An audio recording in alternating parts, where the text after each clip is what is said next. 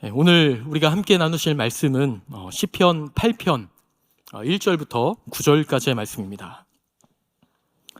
우리 1절부터 9절까지의 말씀을 우리 한 절씩 교독하도록 하겠습니다. 여호와 우리 주여, 주의 이름이 온 땅에 어찌 그리 아름다운지요, 주의 영광이 하늘을 덮었.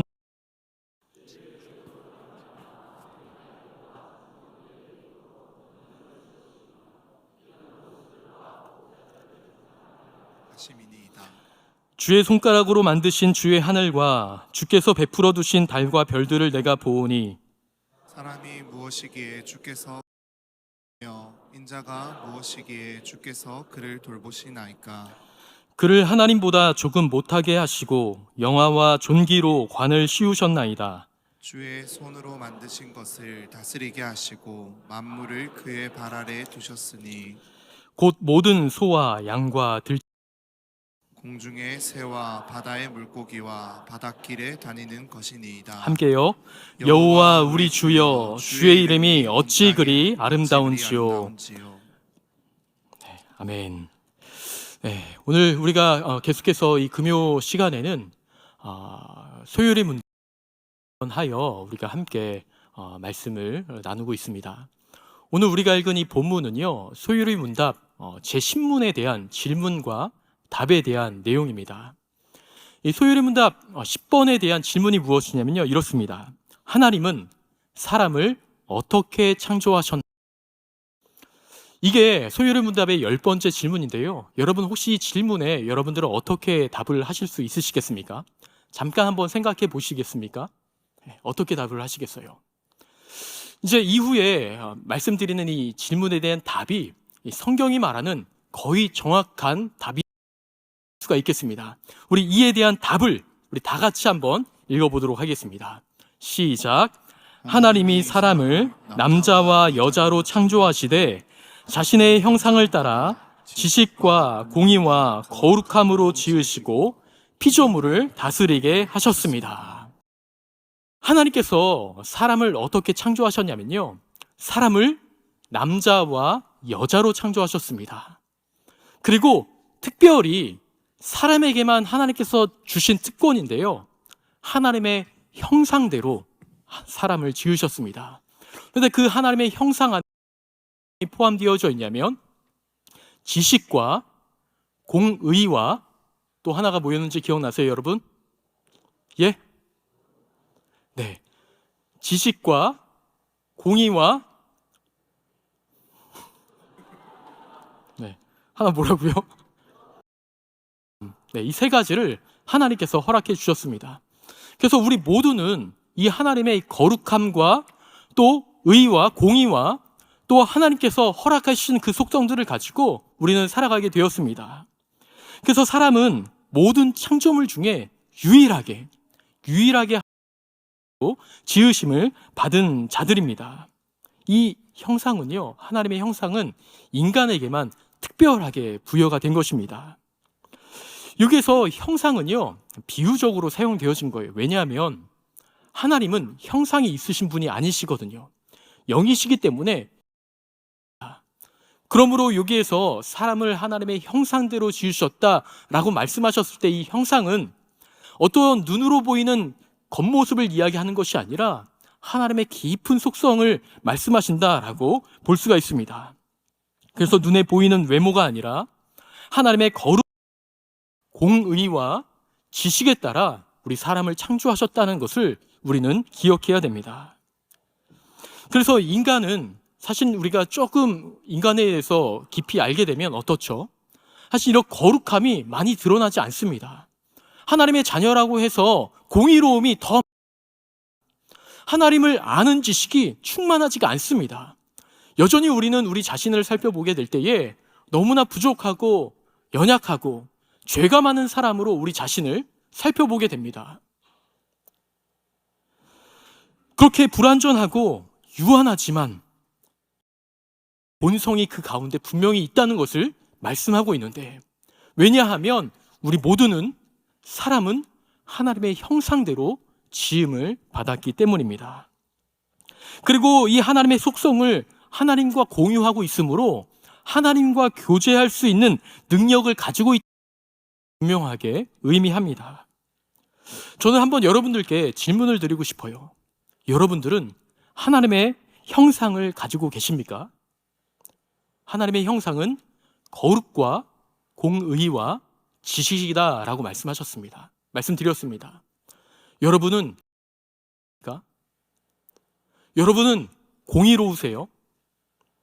여러분은 하나님을 아는 지식으로부터 충만하십니까?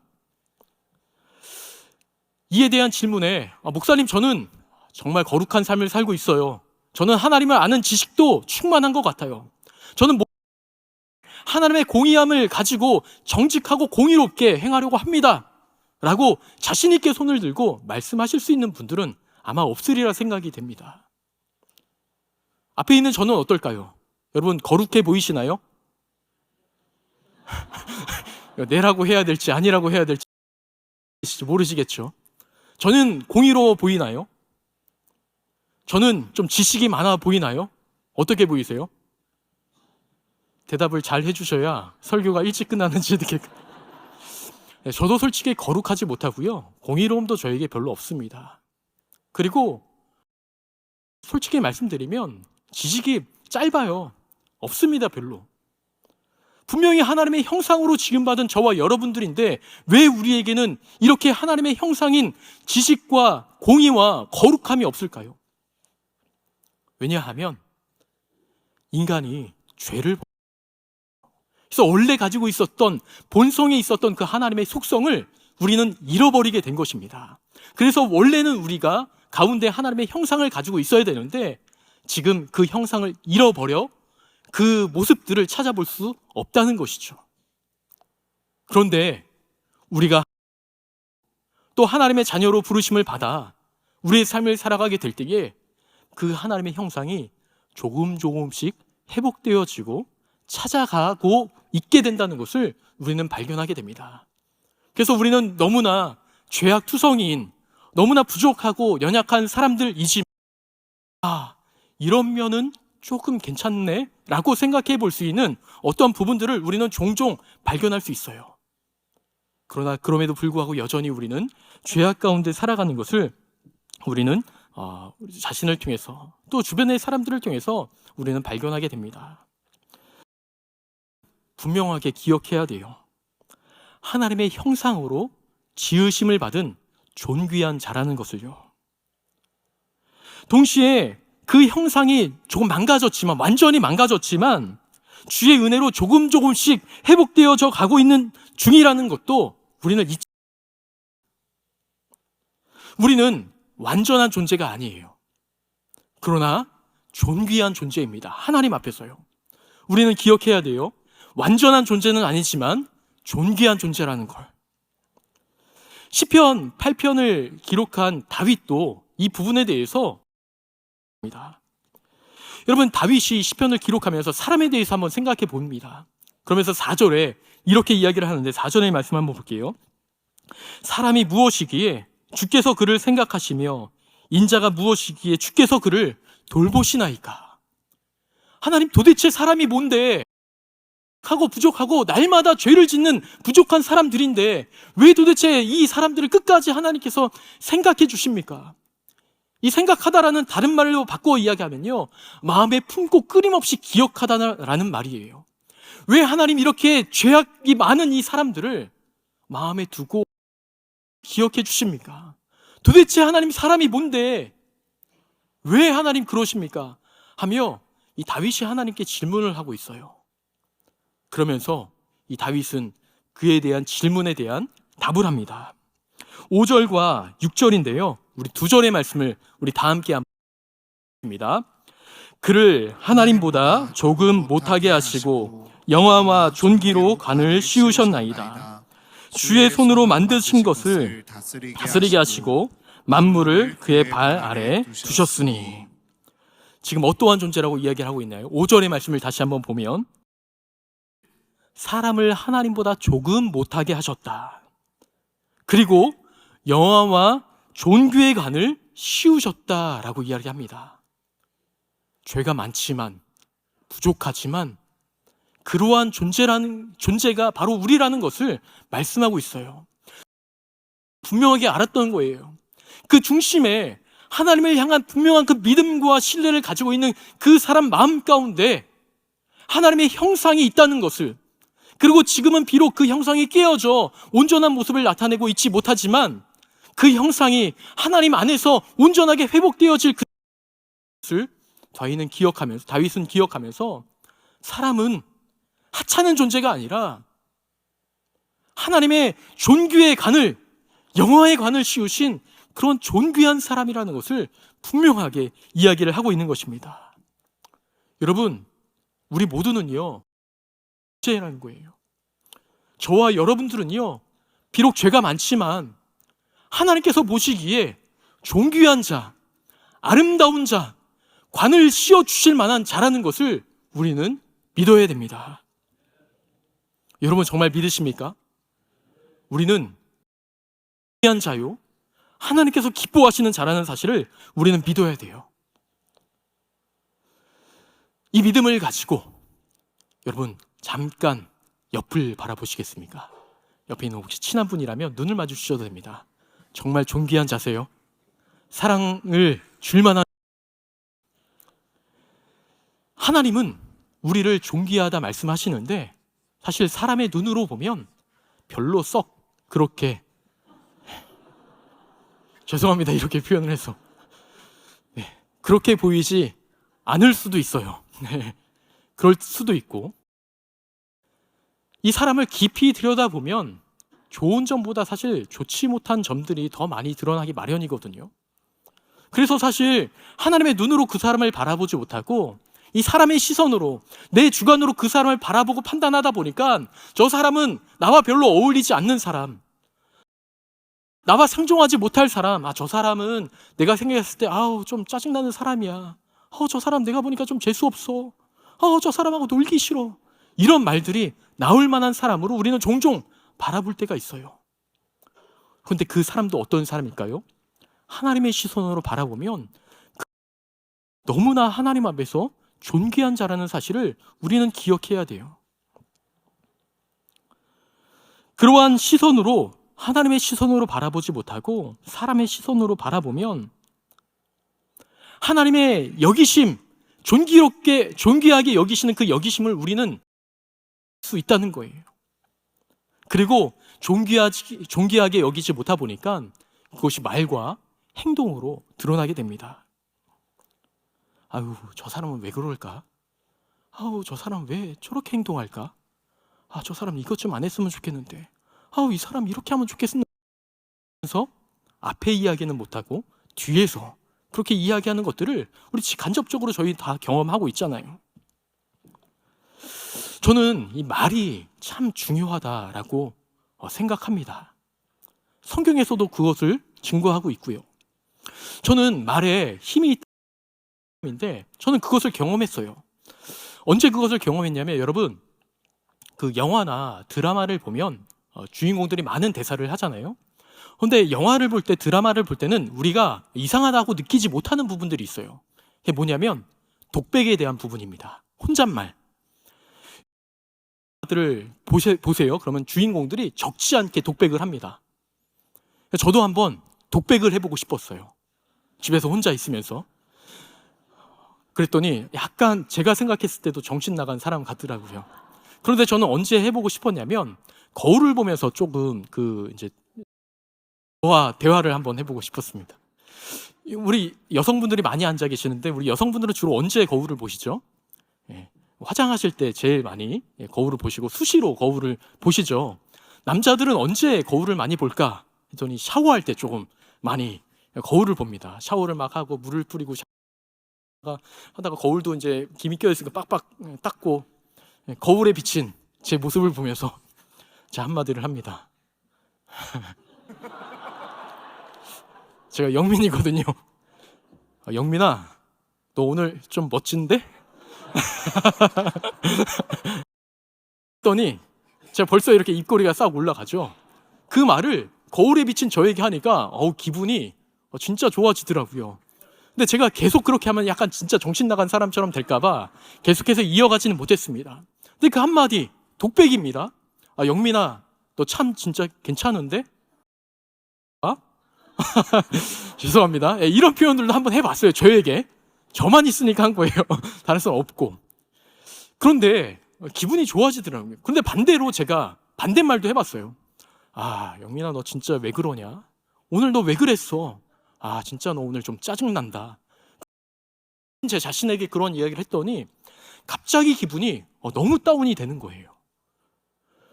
여러분들, 이 말에는요, 저는 분명히 힘이 있다 생각을 해요. 이 바울도요, 여러분 초대교회에 수많은 편지들을 보냈잖아요. 바울이 서신을 보냈습니다. 그 앞부분에는 이제 여러 복음에 대한 제시를 하면서 그 성도들이 하나님 안에서 그 복음 안에서 온전한 삶을 살아가기를 바라는 마음으로 여러 메시지를 써요. 그런데 그 끝에 여러 권유들을 하는데 어떤 권유들을 하는지 아세요? 주로 이 말에 대한 권유. 제가 간략하게 한번 말씀을 몇 구절 가져왔는데 한번 볼게요. 에베소서 4장 25절. 여러분, 이 말씀의 주제는요, 하나님을 본받는 생활입니다. 그런데 뭐라고 이야기하냐면, 그런즉 거짓을 버리고 각각 그 이웃과 더불어 참된 것을 말하라. 이는 우리가 서로 하나님의 본받는 생활을 하는 자로서 지켜야 되는 게 뭐냐면 참된 것을 말하는 거예요. 4장 29절을 보면 무릇 더러운 말은 너희 입 밖에도 내지 말고 오직 덕을 세우는 데 소용되는 대로 선한 말을 하여 듣는 자들에게 은혜를 끼치게 하라. 더러운 말을 다 그쳐버리고 은혜로운 말을 주고받으라 라고 이야기를 해요. 그리고 빌립보서 2장 14절의 말씀은요, 하나님의 흠없는 자녀로 살라 라고 이야기하면서 바울이 한마디를 합니다. 2장 14절, 모든 일에 원망과 없이 하라. 뭐에 대한 거예요? 말에 대한 이야기입니다. 그리고 골로새서 3장 8절의 말씀을 보면 이 말씀의 주제는 그리스도와 함께하는 새 사람에 대해서 말씀하고 있습니다. 골로새서 3장 8절, 이제는 너희가 이 모든 것을 벗어버리라. 곧 분함, 부여움과 악의와 비방과 너의 입에 부끄러운 말이라. 너희가 서로 거짓말을 하지 말라. 부끄러운 말, 거짓말, 비방하는 말, 핍박하는 말, 남을 죽이는 말, 그런 말들을 하지 말라는 거예요. 참된 자녀와 백성으로서의 삶을 살아가기 원한다면 그 언어를, 입을 바꾸라는 것을 이 바울은 강력하게 초대교회 성도들에게 말을 하고 있는 것입니다.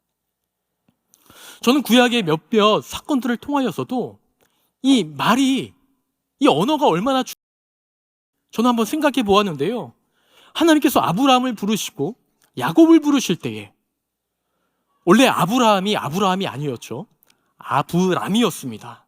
그런데 하나님께서 이제 너희를 더 이상 아브람이라고 하지 않고 아브라함이다 하리라 하고 창세기 17장 그렇게 이야기합니다. 이제 후로는 너의 이름을 아브람이라 하지 않고 아브라함이라 하리니 이는 내가 너를 여러 민족의 아버지가 되게 하려 함이라. 아브람은요, 존귀한 아비라는 뜻이지만 아브라함은 너는 존귀를 뛰어넘어 열국의 아비가 되겠다라는 하나님의 담겨져 있는 거예요. 하나님께서 그에게 대한 말을 바꾸십니다. 열국의 아비야. 너는 열국의 아비야. 너는 열국의 아비야. 아브라함은 어떻게 되나요? 그 하나님의 말씀 앞에 그 말씀을 끊임없이 들으며 진정한 열국의 아비가 됩니다. 여러분, 또 야곱은 어떻죠? 창세기 32장 28절의 말씀을 보면 이렇게 말합니다. 그가 이르되 내 이름을 다시는 야곱이라 부를 것이 아니요 이스라엘이라 부를 것이니 이는 네가 사람과 겨루어 이겼음이니라. 야곱의 뜻은 뒤를 쫓는 자, 발 뒤꿈치를 잡는 자입니다. 그런데 이 이스라엘의 뜻은 여호와와 겨루어 이긴 자라는 뜻을 가지고 있어요. 하나님께서 그의 이름을 바꾸어 부르시며 그의 뒤를 쫓아 살아가는 자가 아니라 나와 씨름하여 이긴 자로서 내가 너에게 줄 그 큰 은혜와 복을 누리게 하겠다라고 말씀하시며 하나님도 자신의 언어를 바꾸셨어요. 그리고 그를 아브라함이라 부르시고 이스라엘이라 부르셨습니다. 여러분, 이 언어는요, 그만큼 중요합니다. 아마 여러분 이 시도 너무나 잘 아실 거예요. 김춘수 씨의 꽃. 내가 그의 이름을 불러주기 전에는 그는 다만 하나의 몸짓에 지나지 않았다. 내가 그의 이름을 불러주었을 때에 그는 꽃이 되었다. 그에게 언어를 통한 의미가 부여되기 전에는 그냥 평범한 사물에 불과했지만 내가 그것에 정확한 이름을 불러주었을 때 비로소 그것이 나에게서 꽃이 되었다라고 하는 이 시, 너무나 잘 알고 있습니다. 언어의 중요성을 담긴 하나의 표현이다 우리는 볼 수가 있어요. 여러분, 신약을 보면요, 예수님께서도 그 이름을 바꾸셨어요. 대표적으로 그 한 사람이 누가 있죠? 베드로가 있습니다. 요한복음 1장 42절의 말씀을 보면 이렇게 말씀합니다. 예수께로 오니 예수께서 보시고 이르시되 내가 요한의 아들 시몬이니 장차 게바라 하리라 하시니라. 게바는 번역하면 베드로라, 반석이다 라고 예수님께서 이제 그를 그냥 시몬이라 부르지 않고 반석 위에 든든하게 세워져 가, 반석이라 내가 부르겠다, 예수님께서도 말씀하시고 예수님께서도 그 이의 이름을, 언어를 바꾸십니다. 그래서 어떻게 되었어요? 베드로는 정말 그 하나님께 사랑받는, 또 예수님의 그 수제자로서의 모든 사명을 감당할 수 있는 사람이 되었습니다. 그리고 사울도요, 자신의 이름이 원래 이제 바꾼 게 아니라 사울과 바울 두 개의 이름을 사용하고 있었어요. 근데 늘 그는 사울이라 불려지기 원했습니다. 왜냐하면 사울은 유대식 이름이고 바울은 헬라식 이름이거든요. 두 이름을 늘 가지고 있었는데 늘 사울은 이란 정체성, 분명한 정체성을 가지고 사울이라 늘 불려짐을 받기를 원했습니다. 그리고 그렇게 자신을 표현했어요. 그런데 그가 하나님을 만나고 예수님을 만나고 변화되어 이방인의 사도로서 자신이 쓰임 받겠다라고 생각한 그때서부터 자신의 이름을 사울이 아니라 로 바꾸어 자신을 표현하는 것을 사도행전을 통해서 볼 수가 있습니다. 바울도 자신의 그 이름을 바꾸어 하나님께 쓰임받는 한 사람이 되었던 것입니다. 여러분, 이만큼 성경에서도 이 언어의 매우 중요한 이유를 끊임없이 우리에게 보여주고 있습니다. 그러므로 그 말 한마디를 옆 사람에게 줄 때에 너 왜 그거밖에 못하니? 너 왜 그 모양이야? 하는 그 말 한마디가 내가는 아무렇지 않게 내뱉어 버릴 수 있지만 하나님의 심을 받은 그 존귀한 한 사람의 마음에는 큰 아픔과 상처와 또 슬픔이 있을 수도 있다는 것을 우리는 기억해야 됩니다. 여러분, 우리나라 속담에서도 이 말에 대한 중요성을 이야기하는 게 참 많잖아요. 그 중에서 대표적인 말 한마디로 천냥빚을 받는다라는 말이 있습니다. 말 한마디로 천냥빚을 갚는데요. 말이 천냥이 되나요? 한 냥이라도 되나요? 말은 값이 없습니다. 그런데 값이 없는 그 말 한마디로 천냥의 빚도 갚을 수 있다라고 이야기를 해요. 근데 이게 이러한 내용이 여러분 어디에서 나오는지 아세요? 제가 성경을 살펴봤더니 성경에도 이러한 말씀이 나와 있어요. 여러분, 로마서 10장 9절과 10절의 말씀, 두 절의 말씀을 우리 다 함께 봉독해 보겠습니다. 시작. 네가 만일 내 입으로 예수를 주로 시인하고 하나님께서 그를 죽은 자 가운데서 살리신 것을 내 마음에 믿으면 구원을 받으리라. 사람이 마음으로 믿어 이에 이르고 입으로 시인하여 구원에 이르느니라.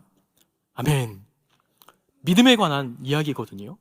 지금 무엇을 이야기하죠? 만일 너의 입으로 예수를 시인하면 네가 구원을 받으리라. 구원을 어떻게 받는다고요? 우리 입으로 이야기했을 때에 구원을 받는다. 또 로마서 10장 13절도 이렇게 말씀합니다. 누구든지 주의 이름을 구원을 받으리라. 우리 입술을 열어 주의 이름을 부를 그때에 하나님께서 구원을 허락하여 주신다고. 천냥빚이 아니라 수억만의 그 죄를 해결해 주신다라고 우리 주님께서 말씀해 주시고 계세요. 그만큼 우리의 입술에 그 너무나 중요하다는 것을 이야기하고 있습니다. 그러므로 우리는 허투루 우리 입술을 함부로 다뤄서는 안 돼요. 옆에 있는 한 사람에게 내 기분이 나쁘다고, 내 마음이 좋지 않다고 건네는 그 한마디가 그 사람을 깊은 수렁에 빠뜨릴 수도 있다는 것을 우리는 기억하며 내 마음에 담겨 있을지라도 그것이 하나님께서 기뻐하시는 말이 아니라면, 그것이 그 사람에게 유익한 말이 아니라면 우리는 자기 자신을 한번 되돌아보고 그 말을 조금 더 걸러 그 사람에게 한 것이 아니라 그 사람에게 유익한 말. 그래서 옆에 있는 그 한 사람이 나의 언어의 한마디를 통하여 살아날 수 있는, 오늘 이 로마서 10장의 말씀과 같이 구원함에 이르길 수 있는 그 놀라운 은혜가 우리의 언어가 되기를 소망합니다. 다시 한번 우리가 처음으로 돌아가면 우리 모두는 너무나 연약한 자, 부족한 자, 완전하지 않은 자라고 말씀을 드렸습니다. 그러나 우리는 하나님 앞에서 존귀한, 하나님의 형상대로 지으심을 받은 존귀한 자다라고 말씀을 드렸어요.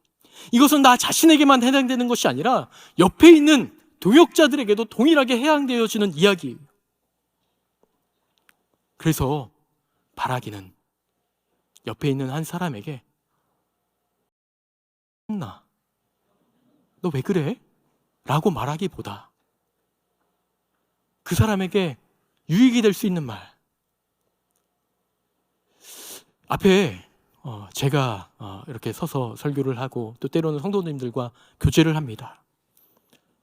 저에게 성도님들이 만약에 목사님 제가 잘 들었는데 근데 그 말씀 왜 그렇게 하셨어요? 제가 생각했을 땐 그거 아닌 것 같아요. 목사님 좀 별론 것 같아. 제가 좀 연기를 잘 못합니다. 이해해 주세요. 그렇게 이야기를 한다면 제가 어떤 마음이 들까요? 제가 보니까 성도님 그렇게 행동하시면 안 될 것 같아요. 맞는 말일 수 있거든요. 근데 그분의 마음은 어떨까요? 우리에게 옳은 말이 아니라, 우리 담임 목사님께서도 늘 말씀하셨죠. 옳은 말이 아니라 유익한 말, 살릴 수 있는 말, 그런 말이 우리는 무엇인지 끊임없이 고백하며 하나님의 형상으로 창조된 존귀한 자가 나의 말 한마디로 죽는 것이 아니라 살아날 수 있는 그 놀라운 은혜를 우리가 서로 또 누릴 수 있기를 소망합니다. 그래서 우리 말씀을 좀 생각하며 우리 한번 이 찬양을 하면 좋겠는데요. 감사해요, 깨닫지 못했었는데 라는 가사가 고백에 담긴 찬양입니다.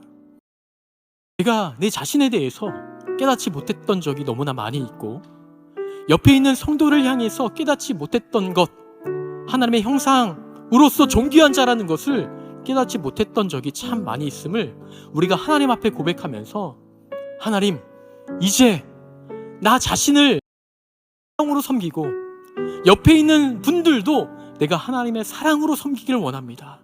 그런 믿음의 고백을 가지고 우리가 이 시간 같이 한번 찬양하기를 원합니다.